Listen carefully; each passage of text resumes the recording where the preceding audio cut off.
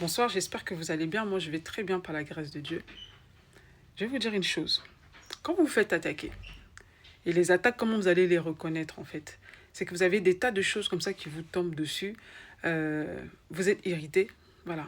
Vous avez un sentiment d'irritabilité. C'est parce que autour de vous, il y a des attaques spirituelles, mais vous les sentez dans votre esprit, mais ça vous irrite en fait. Ce sont des flèches qu'on vous envoie. Ça peut être des flèches en pensée. On peut manipuler votre environnement pour vous mettre une pression. On peut, en fait, tout ce que le diable va trouver pour vous mettre la pression, il va le faire.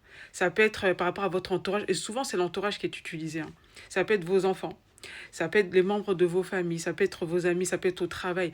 Tout ce que l'ennemi va trouver, toute porte par laquelle il pourra rentrer pour vous persécuter, il l'utilisera pour vous persécuter. Ça peut être plusieurs choses, par exemple, des pannes, des choses qui tombent à panne, des choses qui ne vont pas chez vous, des bestioles qui apparaissent. Ça, ce sont les signes d'attaque. C'est que vous êtes attaqué spirituellement. Et quand vous êtes attaqué spirituellement, le truc, c'est qu'on est attaqué, on s'affaiblit. On devient irritable, on prie moins, on n'a pas envie de prier parce que on est énervé, on est attristé, ou on a peur, ou on est angoissé, hein, parce que le but, c'est de vous mettre dans une situation de basse fréquence, vous voyez.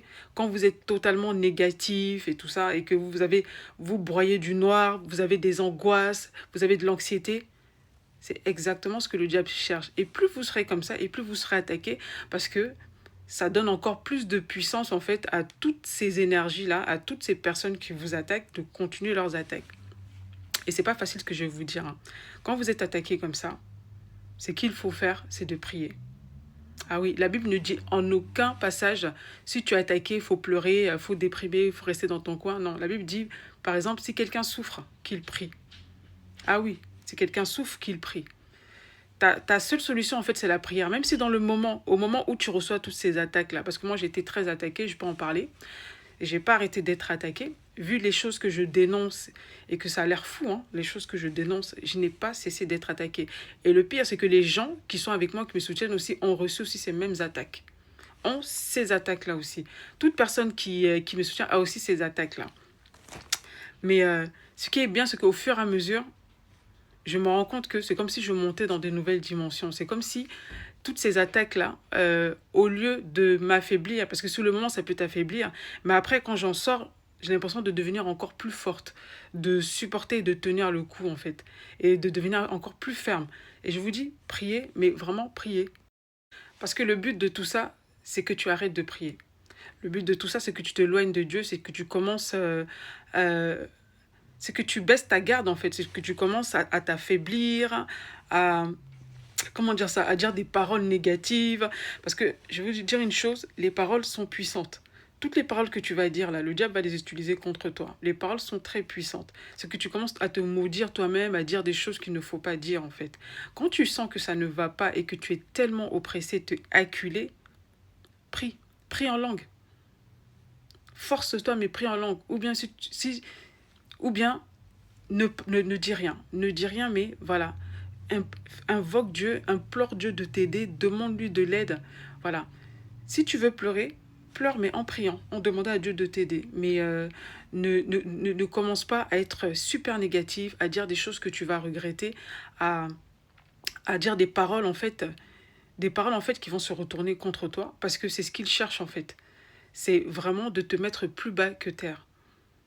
Prie, prie, prie, prie. Et sur le moment, pendant que tu es en train de prier, tu auras l'impression qu'il ne se passe absolument rien et que c'est le contraire, que même les attaques deviennent encore plus violentes.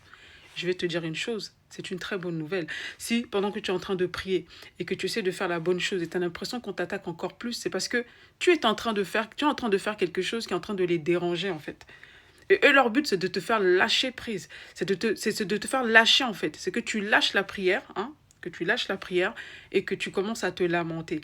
Et tu verras que souvent, quand tu es dans des périodes comme ça, d'attaque, dans des périodes de persécution, et tu as l'impression que plus tu pries, plus tu as l'impression que la persécution même devient encore plus grande. Et là, souvent, il y a beaucoup de gens qui vont abandonner, qui vont se sentir totalement, comment dire ça, déprimés, qui vont se sentir totalement découragés ou même désespérés parce qu'ils auront l'impression d'avoir été totalement abandonnés. Tu vois? Mais sache que c'est parce que tu n'es pas loin, tu n'es vraiment pas très loin en fait de la délivrance. Et moi je dis en ce moment-là, Moi, je sais ce que je suis en train de traverser et je sais tout ce que j'ai traversé. Et je sais pas quelle force que Dieu m'a donnée pour traverser tout ça parce que j'ai été tellement combattue. Mais j'ai dit une chose, regardez-moi bien, en ce moment-là, je sais que je suis pas très loin de ma victoire. Et ce que j'ai dit, tout ce que j'ai prophétisé là, qu'ils vont tomber un à un, ils tomberont un à un, un à un.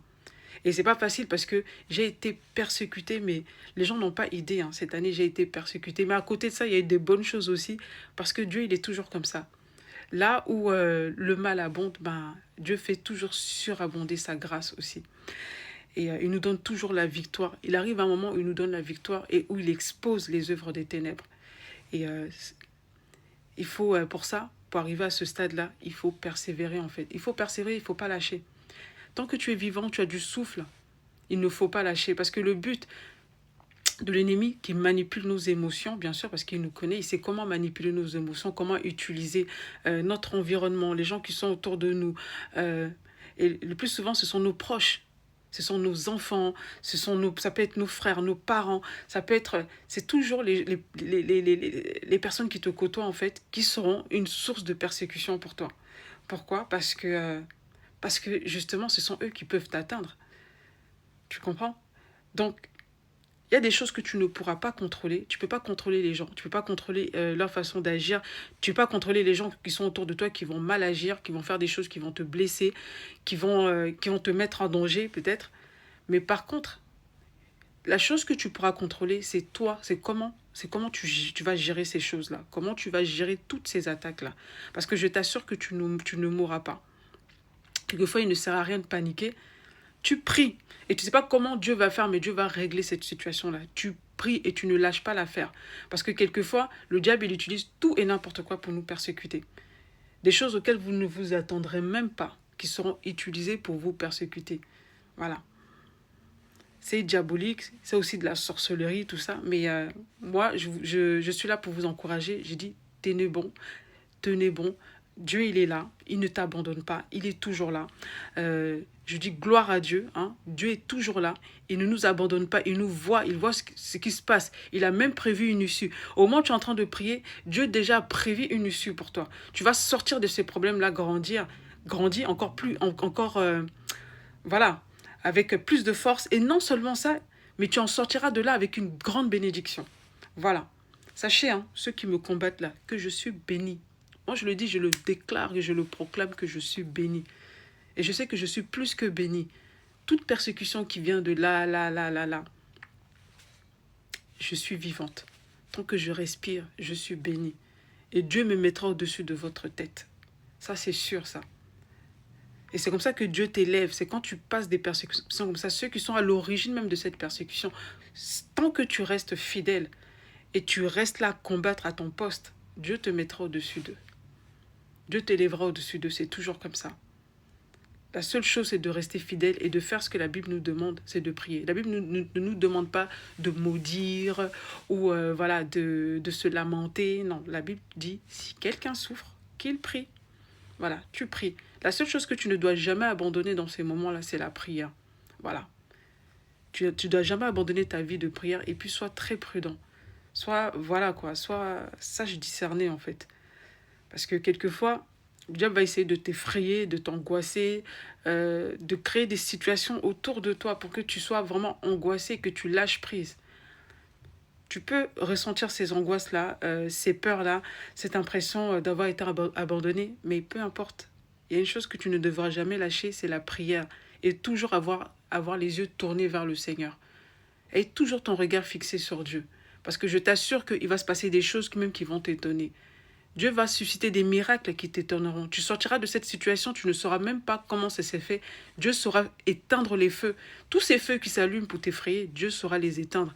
Et comme les quatre hommes là, qui étaient dans le feu, toi aussi, tu passeras au travers du feu. Tu passeras au travers d'un feu sans que tu ne sois brûlé, sans que même tes vêtements même n'aient l'odeur du feu. Et c'est comme ça avec Dieu. Et quand tu sortiras de là, tu te diras, mais comment j'ai fait? C'est parce que tu n'étais pas seul, c'est parce que Dieu t'a porté. Mais il faut que tu crois, tu vois. Je te souhaite une bonne soirée. Je voulais juste partager ça avec vous parce que j'ai été tellement persécutée. Moi, je ne parle pas de mes persécutions. J'ai été tellement persécutée ces derniers temps que je me dis, il faut que j'encourage quelqu'un. Parce que je suis sûre que tu passes aussi par des persécutions. Cette parole est